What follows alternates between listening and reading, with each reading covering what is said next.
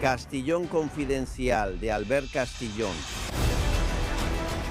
Bem-vindos, confidenciais. Esta é uma notícia de última hora sobre o governo de Pedro Sánchez na Espanha. Ele voltou a apertar ainda mais para explorar em seu favor, mais uma vez, a democracia espanhola.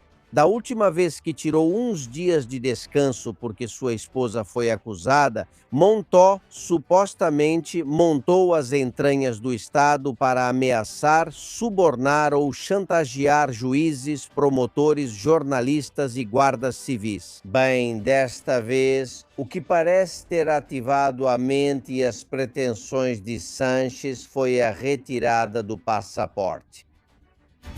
Isso aconteceu há alguns dias, retiraram o passaporte de Begoña Gomes. Ela está proibida de sair do país e a cada 15 dias deve se apresentar diante de um juiz para confirmar que não fugiu da justiça espanhola. Em alguns meses, ela se sentará no banco dos réus e pode ir para a prisão. Essa retirada do passaporte provocou em Sánchez uma reação inédita, agressiva, até violenta, pelo menos verbalmente, segundo ele conta. Seu entorno, o entorno da Moncloa, já se acostumou com os socos na mesa ou com o tom alto de alguns de seus gritos. Senhores, Sánchez acelerou um plano que tem desde que chegou à Moncloa no verão de 2018 e agora ele colocou a primeira marcha. E esse plano sim é se perpetuar no poder pelo menos até 2031. Por quê? Proteja-se com CyberGhost VPN. Sim, senhores. Pedro Sánchez tem um plano desde que chegou a Moncloa em 2018. E agora ele ordenou engatar a primeira, acelerar esse plano ao máximo. Depois de ocupar todas as instituições do Estado, depois de manipular o chefe de Estado, o rei, à sua conveniência, de obedecer e assinar anistias ilegais, leis inconstitucionais. Agora é preciso dar um próximo passo para que o objetivo de Sánchez se cumpra. O objetivo é que o rei deve colaborar com seu silêncio olhando para o outro lado. E deve estar disposto a deixar acontecer pelo menos até 2031, como fez o pai de Dom Felipe indo para Abu Dhabi nesse autoexílio. Ou como fez o avô de Dom Felipe, o conde de Barcelona, exilando-se em Portugal, ou o bisavô de Dom Felipe, Afonso XIII. Saindo às pressas de Cartagena para exilar-se na Itália e na França. Não é a primeira vez que um Bourbon sai deste país, porque um sátrapa, um ditador, ordena que se proclame a República. E atenção, porque esse é o objetivo de Pedro Sánchez. Cada vez ele diz isso de forma mais aberta. Ele já não se esconde. Ouçam o que ele diz. Isso foi há apenas alguns dias. Não temos dúvidas. A Espanha será, em 2027, um país melhor do que em 2023. E nem se fala de um país melhor do que a Espanha, que nos deixaram em 2018. E será ainda melhor em 2031, com mais 4 anos de governo progressista? Senhores, Pedro Sánchez tem um plano. E o plano é se proclamar presidente da Terceira República Espanhola. E, se possível, na mesma data em que foi promulgada há quase 100 anos, em 14 de abril de 1931. No próximo 14 de abril de 2031, 100 anos do aniversário de algo, que Sánchez relembra com muita frequência em seus discursos, que apoia com subsídios. A lei da memória democrática aparece por aí. Mas como foi a aventura da Segunda República na Espanha? Vale a pena repeti-la? Quem tem os dados? Paco Álvares, historiador, seja bem-vindo. Como vai? É um prazer estar com vocês. Como foi? Muito mal. Foi um desastre. Para começar, a Segunda República nasceu de eleições municipais que, na verdade, ela perdeu. Ou seja, a maioria dos vereadores eleitos era monarquista. Mas, enfim, de repente foi proclamada essa Segunda República. Vários políticos disseram, agora é a minha vez, e criaram cortes constitucionalistas. Fizeram uma Constituição, na verdade, repetiram as eleições onde tinham perdido para assim ganhá-las. E bem, nunca foi uma democracia, ou seja, era um sistema que estava previsto como um meio para chegar a um fim. E o fim, evidentemente, não era a democracia. Veja que, na verdade, era um sistema político, ou melhor dizendo, um programa de reformas culturais e institucionais que buscava eliminar os católicos e os constitucionalistas. Conservadores de qualquer influência que pudessem ter na política, era isso para nós, para os que venceram, para os que ainda se consideram os líderes da Segunda República.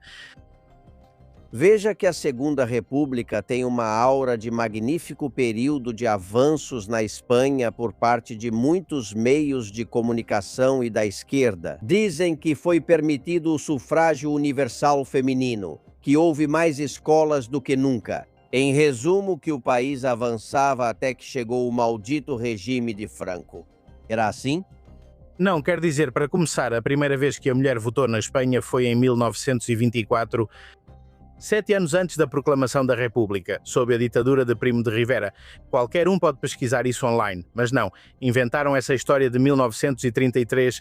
Além disso, a mulher na Segunda República votou apesar dos socialistas e da esquerda que não queriam conceder o voto à mulher, como Clara Campoamor, por exemplo, denunciou muitas vezes. E com relação às escolas, o que a Segunda República fez foi fechar todas as escolas que dependiam dos religiosos. Então sim, claro, abriram escolas públicas. Mais escolas públicas do que antes. Mas foi porque tinham fechado as que já funcionavam. E além disso, essas escolas públicas não foram equipadas com meios adequados. Embora pareça bonito falar do professor republicano. Esses professores eram heróis porque não contavam com nenhum tipo de recurso. E essas escolas também não ensinavam nada. Em 5 anos houve muita violência na Segunda República, houve toda a violência. Ou seja, veja só, todo ano eu posso te dizer, por exemplo, em 1931, 196 mortos por violência política, 190 em 1932, 311 em 1933, em 1934 com a revolução provocada pelo Partido Socialista, que não aceitou o resultado das urnas, 1457, 428 em 1936 antes da guerra. Entre 30 e 35, 67, 3 prédios públicos foram incendiados. 739 casas particulares foram incendiadas ou destruídas. 58 igrejas, 58 pontes. Deve ser, as pontes eram fascistas e 26 fábricas foram danificadas. É preciso dizer, foi uma época de grandíssima violência política, muitas vezes entre os próprios partidos de esquerda, como depois aconteceu na Guerra Civil que vimos na Catalunha, por exemplo. As guerras entre o POUM e os anarquistas, troca de tiros pelas ruas de Barcelona, dessas coisas. Na Segunda República, como disse, houve o golpe do PSOE contra o governo legítimo. Assim, se em 2031 houver centenário com festas e talvez nova proclamação, totalmente. O centenário no PSOE é quem menos deveria comemorar, não é?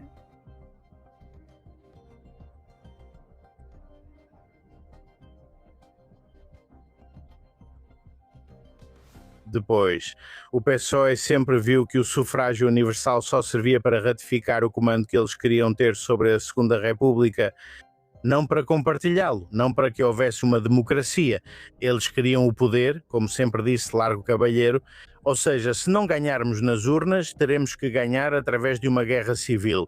Ou seja, quer dizer, o Partido Socialista da Segunda República não era democrático.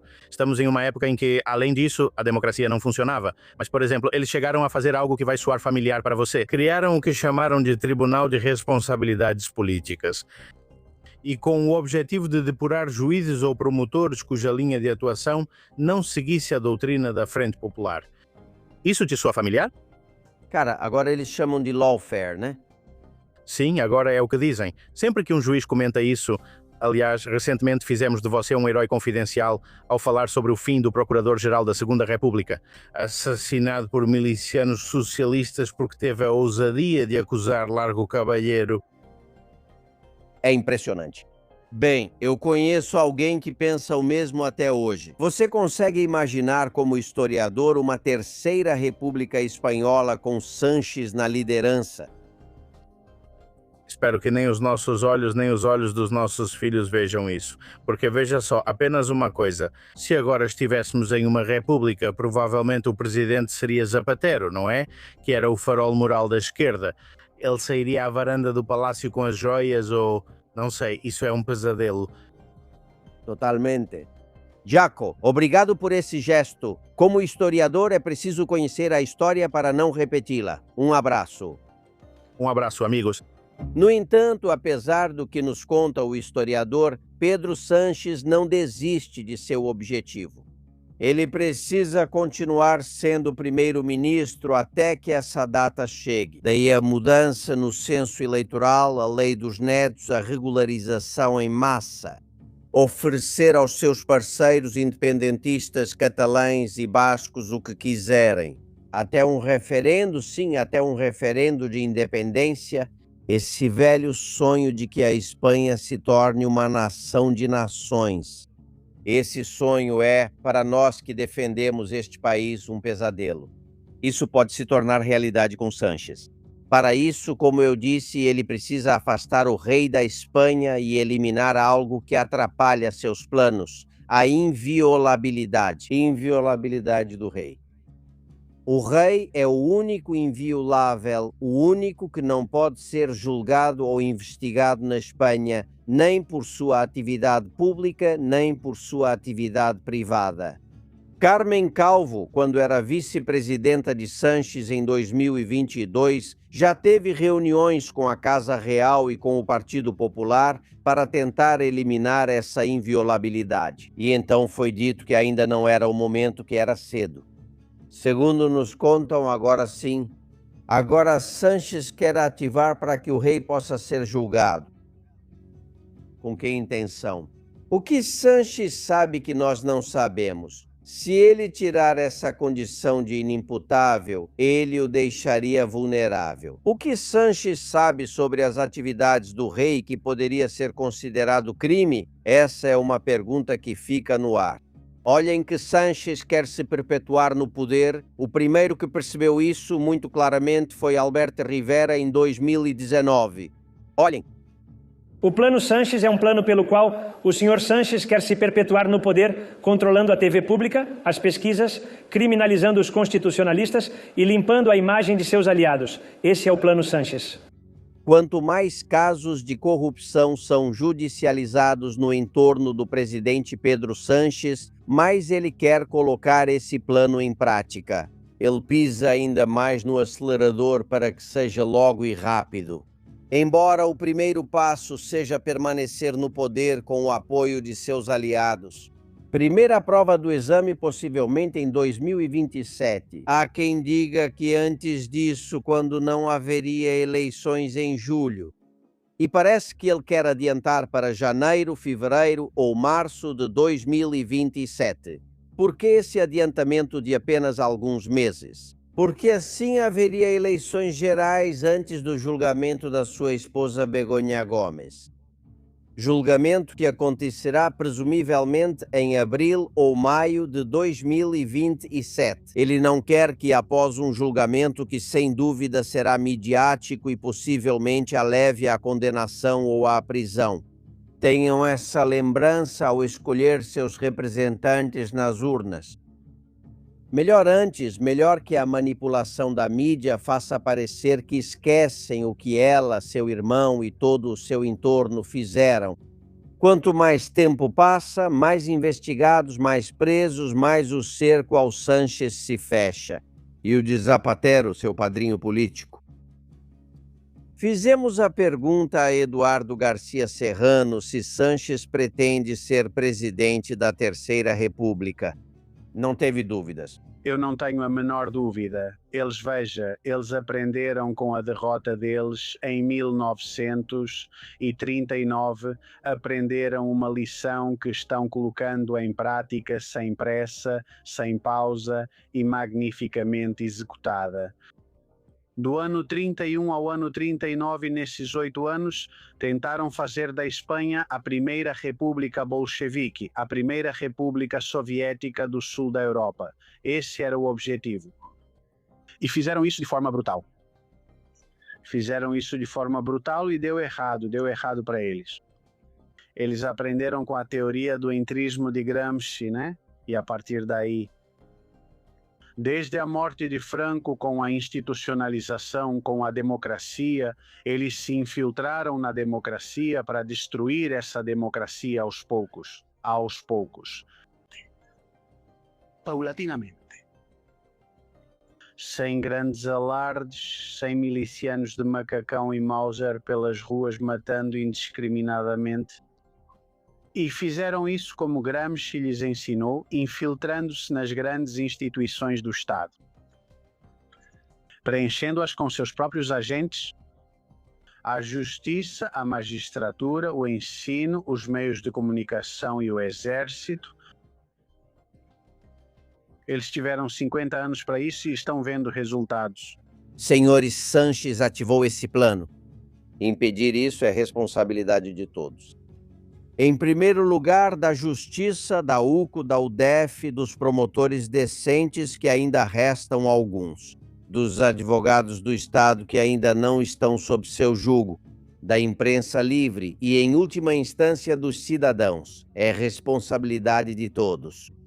Evitar que esse ditador se perpetue no poder como ele pretende. Há quem pense que não se importa em perder as eleições em 2027 porque acha que vai continuar como secretário-geral do PSOE, se candidatar de novo e voltar a vencê-las. E ele é bem capaz disso. Não esqueçam do seu livro de cabeceira, que dizem que foi ele quem escreveu, o que também é mentira. Como tudo dele. Manual de resistência. Ele está colocando em prática todos os dias. Navegue com segurança com o CyberGhost. Castillón Confidencial, de Albert Castillón.